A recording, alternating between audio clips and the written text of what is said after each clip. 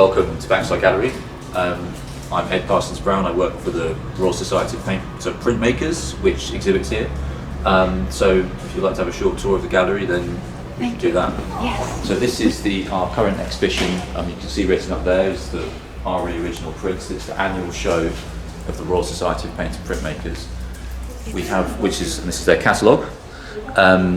We have two Royal Societies that are based here, one of which is this one, which is, they're all different kinds of printmakers. And then the other society is the Royal Watercolour Society, who are obviously watercolourists.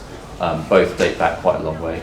The RE has been a society since 1880, and the Royal Watercolour Society since 1804. Yep. So thank you. So it's called RE because they used to be called the Royal Society of Painter Etchers and Engravers, but they changed the name without actually changing the acronym. So it's RE, and that's kind of the honorific title that they have after the show. So anyway, you can see like the work of lots of the artists here on the walls. So watch out for the step, and you'll see that there's lots of different kinds of printmaking here. So you've got relief printmaking, such as this one. This is a lino cut. You've got etching. What else have we got? Monoprint. We've also got things like digital, screen print. So there's about 170 odd members of the society, and they get to exhibit here a few times a year. This is one of the. This is probably their main show. So anyway, yeah, the one goes back to 1880. It was set up at a time when original printmaking wasn't something that was readily shown at the Royal Academy, which is the kind of preeminent artists' society at the time, because it was seen as somehow not on the same level as painting, sculpture, and so forth. So that's why there's painter in the title, which is to kind of show that they're kind of artists in their own right. Anyway, I mean now, and it was changed to, it was originally called etcher engravers, so that was the main thing that used to be done, but now it's broader, there's a lot more different kinds of printmaking. So, and also the work of the artists kind of reflects that, and it's also quite diverse. And the members are from London? No, so some are, but the members are from all over the country, but also that we've got members from across the world as well. From time to time, we are involved with other either societies or art fairs in other countries. So sometimes our work does travel around. So we have our kind of normal shows, which we have a couple of joint exhibitions with the Royal Watercolour Society. We also have some open submission print exhibitions, which anyone can put work into who's a printmaker. One of which is focused on relief printmaking. So when you put ink on, anyway, that's a whole other question. But and the other, which is for all kinds of printmaking, that's later in the year. We also have something called the Gwen May Awards, which is where we give temporary free membership and some money to emerging printmakers. That's coming up later in the year. That's every year. And then earlier in the year we exhibited at the London Original Print Fair. So that's some of the things. So we offer to our members, they get various opportunities. So one of the benefits of being a member, apart from exhibiting here, is that you can also you get certain opportunities through the year. So you might get to be able to go on a particular residencies that come up. First of all, if you're in London, come by. We're on the South Bank. Come and see us. Our shows here. And if you're interested in becoming a member of the Royal Society of Painter Printmakers as a printmaker, this is something we have elections for once a year. So that can be found on our website.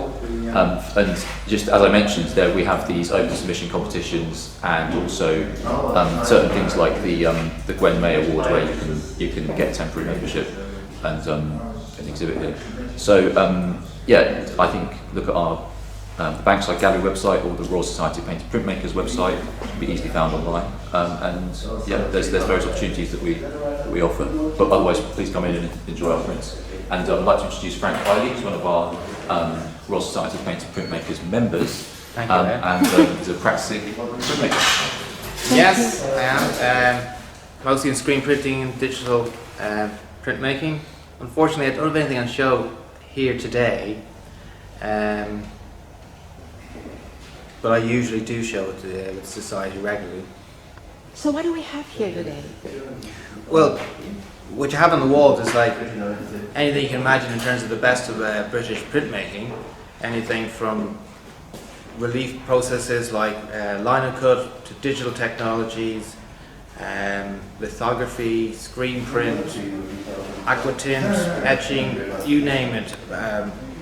It's really quite incredible. I saw one of the walls there. Actually, it's like three-dimensional jigsaw print as well. So it's really kind of the best of the best in terms of printmaking in the UK.